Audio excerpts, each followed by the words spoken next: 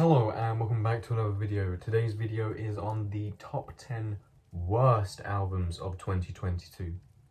2022 is probably the worst year of music out of all years I have been listening to music.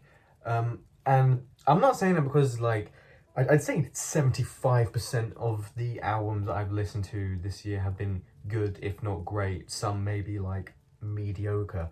But when we're talking about the worst of the worst, they are ridiculously bad compared to all the previous years I've listened to music. And you'll see why, because I'm going to put my ratings for each song just below the album. Like I usually have it here and I have the rating there or some shit. But yeah, this year was atrocious at some points. What I will say about these albums though, while they were terrible, at least they weren't, most of them weren't boring. You know, last year there were a lot of albums that were just plain boring and that's why they were bad. But this time, while there were some boring albums which I will talk about, most of them are bad, but entertainingly bad, if you know what I mean. Let's get started with this list. Number 10 spot, I have Taking It Back by Meghan Trainor. The best word to describe this album is probably the word yikes, because this whole album just seemed like an attempt at getting Meghan Trainor back into the mainstream again, and she succeeded a little bit with her single Made You Look, which has been on the charts for a few weeks. I think it's a few weeks, maybe a month or two. But aside from that song, she's been pretty irrelevant, and it just looks like a very bad attempt at getting back into the mainstream. Every song on this has the exact same formula. It's always very little to no effort in the verses, but let's try and make the most catchy choruses of the year, because that just seemed like every song, because I won't lie, some of the choruses were catchy, but for all the wrong reasons. That they were in my head, but I wanted them to get out. She also has some embarrassing attempts at diving into different genres to, I guess, get more mainstream appeal, because obviously the song I'm talking about is one of the songs in my worst singles of the year list, Mama Wanna Mambo, which is a Latin pop track. And look, if you want to try and get your career back on track, I guess that is the way to go, if you know, because Latin pop is one of, probably not popular in the rap, but top 3 biggest genres in the world right now. So I understand where she's coming from with trying to make a track like that, but overall it was just terrible. Now, this album wasn't completely terrible. There were some glimpses of hope, the songs, I think they're Sensitive and When We Were Young. There weren't anything spectacular, but they were at least oh, okay, these are some good ideas. If she carries on with this, she can make at least a decent record. But I feel like after this, it's just going to be annoying song after annoying song after annoying song. And at the number 9 spot, I have Charlie by Charlie Puth. This album right here is half an hour of pure pop garbage. Charlie Puth with this new album comes back from a 4-year-long hiatus from music, aside from a few features and singles here and there. So you'd think after being away from music for so long, he might be cooking up something good, whether that's improving on what he already does, which is pop for the most part, or maybe he's experimenting on something different, try and do something that he's not usually known for, to get people to kind of be shocked at this and hopefully enjoy it. But no, we don't get any of that. We get the exact same radio-friendly, bland pop garbage that he's been releasing since he's been in the music industry. The thing I don't quite understand about Charlie Puth is that he is, and I'll give credit to him, he is incredibly intelligent when it comes to stuff like music theory. You see videos of him on TikTok or on talk shows and shit, and he knows what he's talking about. He's very smart, but yet he's so incapable of moving that intelligence to something great when it comes to music.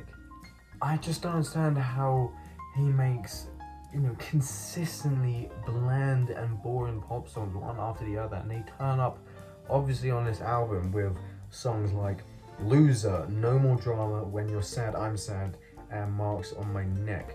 I mean, these songs are so mediocre and generic, and like I've said, bland.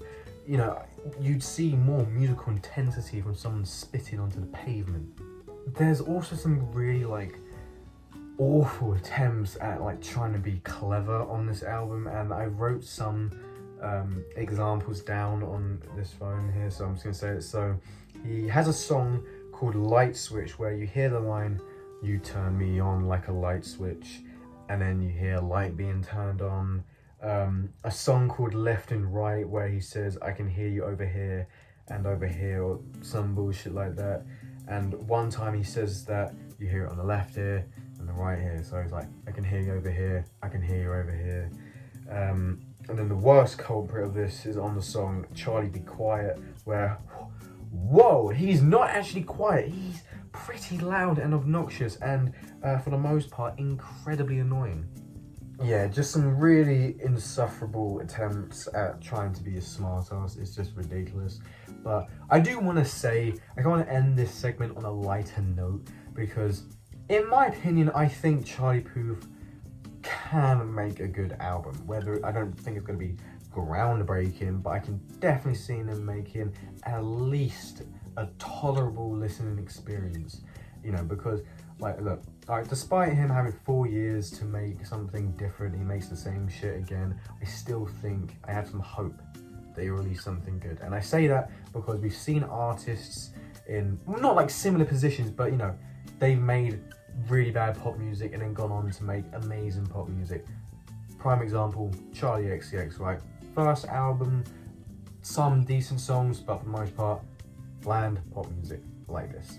But goes on to make some of the best albums of all time. Now, am I saying Charlie's going to do that? No, but I still think there is hope to make a good album. At number 8, I have On to Better Things by Ian Dior. Ever since Ian Dior has gotten into the mainstream, he has been the biggest piss stain on the emo rap genre. Back in the prime days of emo rap, we had guys like, Lil Peep, XXXTentacion, Juice WRLD, Lil Tracy, Old Trippie Redd. While these guys weren't some of them I do really like, but not all of them were phenomenal artists. They at least made the genre listenable. They made good songs. But now we get guys like Ian Dior and The Kid Laroi, and Black Bear does some rapping and shit. But we get guys like them who just ruin the genre completely. Ever since those guys have been introduced to the genre, they've ruined it with incredibly corny lyrics, terrible singing, and absolutely zero originality. And this album is exactly those things. When I first listened to this album, it actually really annoyed me because the first, first 3 tracks were decent, and I was like, holy shit, this might not be as bad as I thought it was. And again, it wasn't gonna be an album of the year contender, but I went, oh, Ian Dior is going in a decent direction. Hopefully he can just make some average melodic rap albums. But no, after those first 3 tracks, it just goes straight downhill. Speaking of going into a different direction though, he doesn't go into a different direction of making good songs. It's kind of diving into different genres like pop punk. I know he's featured on some MGK songs, but I haven't really heard him do this on his own solo projects. But on this he does with a song I think it's called Obvious or Obviously, some shit like that. And it's one of the worst pop punk songs I've heard all year. And speaking of MGK, yes, you guessed it, he is also on this album. And look, even before listening to that song, the moment I saw MGK and Ian Dior on the song, I just knew this is going to be terrible. MGK on this track delivers some of the worst singing I've heard this year. You think his singing on Mainstream Sellout was bad? Wait till you listen to this, because it sounds like he's pouring his heart out, all his emotions going into this track, you know. But in reality, it's fucking hilarious to listen to. Moving on from MGK though, I want to go back onto my point about originality in this genre right now, and it's just the worst bit about the originality in this genre are the lyrics, because they're just all the same. I mean, it's "You broke my heart, I will never be the same, my heart's so cold, no amount of money in the world will fix this, all girls are the same," kind of thing. That shit is what is ruining the genre. The best bar to show how awful the lyrics are on this album is on the song "Fallin'," where Ian Dior says, "She not a surgeon, but she really took my heart out, lovesick, got me feeling nauseous." For the love of God, someone come back and just save this genre, for the love of God. And at number 7, I have "Trauma Queen" by Gabby Hanna. This is going to be a fairly short segment in the video because I don't really want to talk about this album that much. I'm not going to go too deep into it. I don't want to rip on it that much, and that is because, for those who don't know, Gabby Hanna has been posting some very kind of questionable and worrying things on her TikTok account. And, you know, specifically it's mostly about her like mental health. She's clearly not going through anything great right now. It doesn't mean you can't critique this album or her music, because let me tell you, this shit stinks. It is buns. It sucks ass, right? The album, it fucking sucks, but I'm not gonna go like incredibly deep into this. I'm not gonna tear apart and, you know, just do the shit I'm doing with the rest of the guys, the people on this list. But, you know, I don't want to go too deep into this. It just feels a little wrong. So yeah, moving on from that is the spot on number 6, which is "Baby on Baby 2" by DaBaby. This project is a sequel to the project that really got him famous, the first "Baby on Baby," right? So this was most likely a kind of comeback album from his recent controversy. I think it was like "Rolling Loud" or some shit, right? But as an album to make your comeback into rap, he failed incredibly. The thing that separates DaBaby from other rappers like Kodak Black and Future, when they make controversial statements or make pretty bad life choices or some shit like that, you know, they're very controversial rappers, we all know that. But the difference between them and DaBaby is they make good music. I mean, Kodak Black has some bad albums, but he knows how to make a hook. He's made some very good songs that I like, right? And Future has made some of the best mixtapes ever. I mean, he's literally changed trap as a whole. But DaBaby has none of that. He makes the most boring rap music. DaBaby, for me, prior to all this controversy, has always been a mediocre artist, in my opinion. I mean, at least on his past projects, he's had like 1 or 2 like hit songs that have had like, you know, pretty catchy hooks, nice flows, decent beat, which I like, you know, but there's none of that on this album. There is absolutely no effort put into this, no passion, no energy, and that ranges from the production side of things, which for the most part is terrible. I mean, sometimes his voice on songs just is so badly mixed with the instrumental, it's awful. And also the hooks on this. DaBaby, for me, while he has been a mediocre artist, he's at least made like fairly good, you know, hooks, like, you know, Rockstar. Whilst that's not my favorite hit song in the world, it's got a catchy chorus, but the hooks on this thing are fucking abysmal. Overall, what I will say about this album, like one word to sum this up, is uninteresting. There's not even like so bad it's good, or like I said at the beginning of the video, so bad it's entertaining. It's just incredibly forgettable, and I think DaBaby's career in rap is most likely finished. Now, starting off the top 5 worst albums of the year is the self-titled album by Yungblud. This might sound kind of weird to say, but the best way to describe this album, it is bad. The simple definition, it is bad. And it's not in like, you know, like a DaBaby where it's just boring.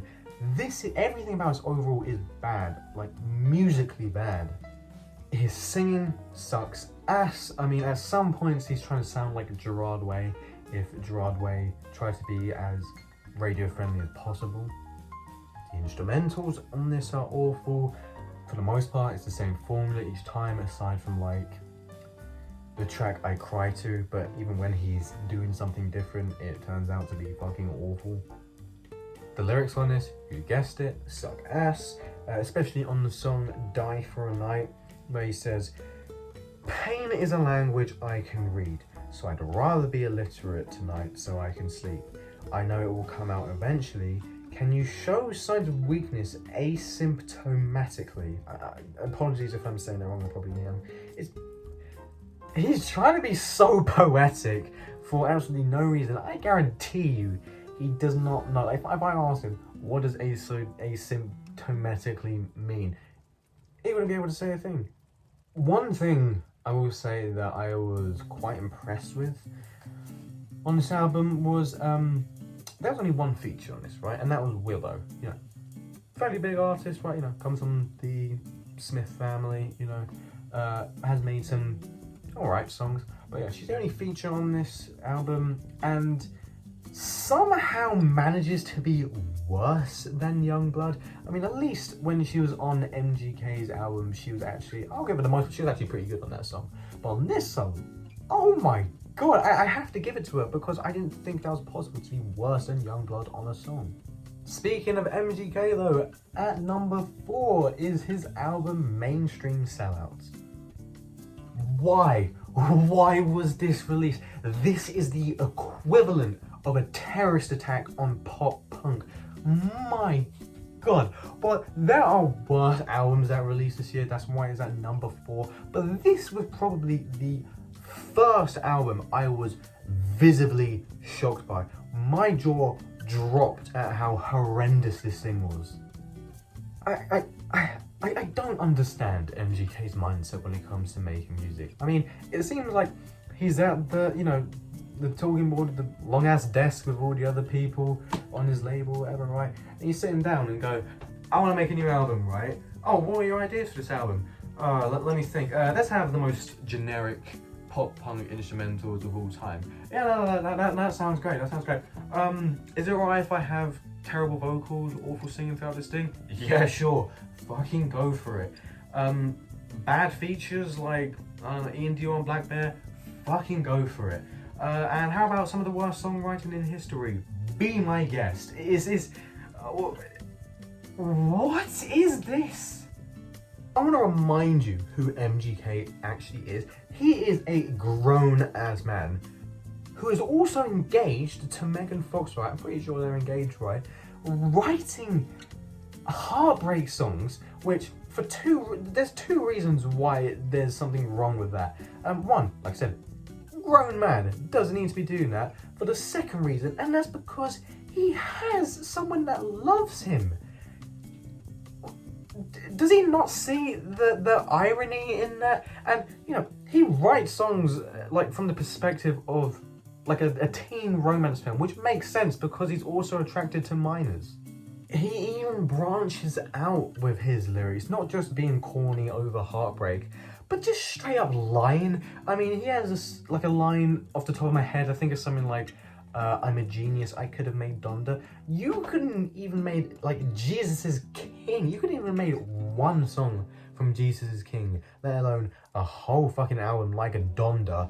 You know, Kanye shitting on a mic with autotune is Shakespeare level of writing compared to the shit you put out. And number 3 is probably the worst representation of the effects MGK has had on the music industry, and that is with the album In Love in Memory by Black Bear. I'm at disbelief. I'm in complete and utter disbelief with this album. I mean, I'm gonna be honest with you, I listened to this about 4 or 5 days ago, right? So I haven't exactly completely digested this album. I listened to this like a couple times, right? But I'm still shocked at this. Everything sucks, right? I mean, you obviously know it's the third worst album of the year, right? I'm putting this here for a reason. But it's even not just musically. I mean, the song titles are just as fucking bad as the music itself. Let me read you the worst of the worst when it comes to song titles. And you can probably guess a theme. I Don't Love Me, Dead Inside, Nothing Matters, F-U-I-L-U, which, you know, fuck you, I love you. Probably the worst song title I've seen this year. I kind of find it funny with his choice in song titles, because if you look at it on Spotify, all the song titles don't have a capital letter, right? So not only are the song titles looking the same, the songs also sound exactly the same. This album is basically just a guy who thinks he's good at singing when he's really sounding whiny as shit throughout this. And he's singing on top of dull, bland, and generic pop-punk instrumentals. And of course, there are terrible lyrics. And the funny thing is, while Black Bear does write some atrocious lyrics, but he's not even the person who writes the worst lyric, right? And for the third time he's on this list, MGK does it again, by writing quite possibly, honestly, I'm not even over-exaggerating, it's probably one of the worst lyrics ever. On the song GFY, which I think it sounds like Go Fuck Yourself, when in his verse he says, "Do not disturb on the door," while she's screaming, "My DICK big like Notorious." Do I really need to explain what's bad about that bar? I mean, for those of you who don't understand what he's basically saying is, the legendary rapper Notorious B.I.G. That's usually how, you know, he has other names, but that's one of the names he's known for. Notorious B.I.G. So he's spelling dick, D-I-C-K, and saying big like Notorious. I'd say this is probably the same as digging up his grave, taking his body out, taking a piss and shit on his body, hanging him up on like a coat hanger, and just fucking using his body like a punch bag. That's probably, that's how I feel about that line. And then number 2 is the album So Far So Good by the Chainsmokers. Oh, I've never heard an album so boring. And not just boring, but disgusting, repulsive, and suicide-inducing. I mean, it's also like, I know I kind of mentioned this with a different song on my worst singles of the year list. It's just nothing. And I think that's the worst part about this album. There is quite literally nothing to say about this, because it's just an empty, hollow shell of an album. Like, even like, look, Chainsmokers are notorious for making terrible songs, right? But songs like Closer and the one with the Chainsmokers, like, at least I can hear, like, you know, a little bit of energy in there, you know. Even though they're bad songs, I can at least, like, you know, see the appeal to it. But this album, oh my god, you might, it's just basically the same as releasing a book with no fucking words in it. Before I get on to the number 1 spot, I'm recording this after I finished the video just because I forgot to mention this, but I want to give 2 honorable mentions. And that might seem weird, because why would you put honorable mentions on this? But they're for specific reasons. And these 2 albums, I'm just going to go over really quickly. The first one is Good Movie by Pierre Bourne. Now, the reason why I'm having this as an honorable mention is because this is probably my, like, I don't know, 11th or 12th worst album of the year, so it could quite make it. The reason why I wanted to put this on here is because, in my opinion, it's the most disappointing album of the year. Because last year, yeah, Bourne created an incredibly good album. I mean, not incredibly, but, you know, very good. Beats were insane. Vocals were very improved. Hooks were phenomenal.